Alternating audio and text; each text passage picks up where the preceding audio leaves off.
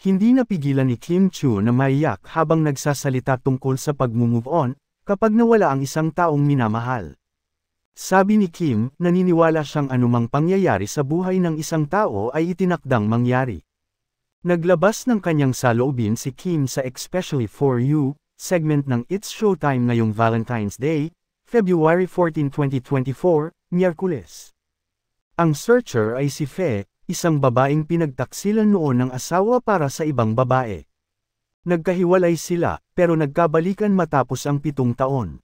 Sinabi ni Fe na tinanggap niya ang mister para sa kanilang mga anak at dahil mahal pa niya ito. Pero nagkaroon ng chronic kidney disease ang asawa at sa pangalawang pagkakataon ay iniwan siya nito. Pumanaw ang kanyang mister noong pandemic.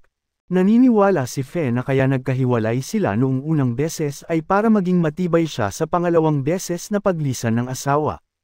Yumantig ang kwentong ito sa mga host, kabilang na si Kim. Sa puntong iyon, nagsalita si Vice Ganda tungkol sa hirap ng pag-move on kapag naiwan ng minamahal. Ang hirap, pinipilit mong mag-move on pero kahit saan ka magpunta, kahit anong gawin mo, nakikita at nararamdaman mo siya, sabi ni Vice. Sa puntong iyon ay nagsalita si Kim.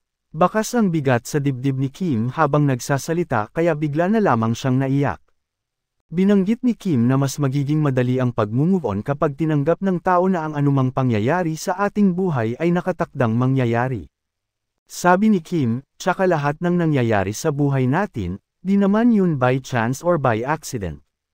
Sa puntong ito ay hindi na napigilan ni Kim ang pag-iyak at bumuhos na ang kanyang luha.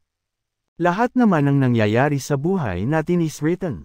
Ginawa na yun bago pa man tayo pinanganak, sabi pa niya. Naniniwala raw si Kim na lapag ganito ang pag-iisip ng isang tao, mas madaling tanggapin ang lahat ng bagay. Pagpapatuloy ni Kim, kahit nawala ang mister ni Fe sa pangalawang beses ay nakatulong naman ito para maging mas matatag siya.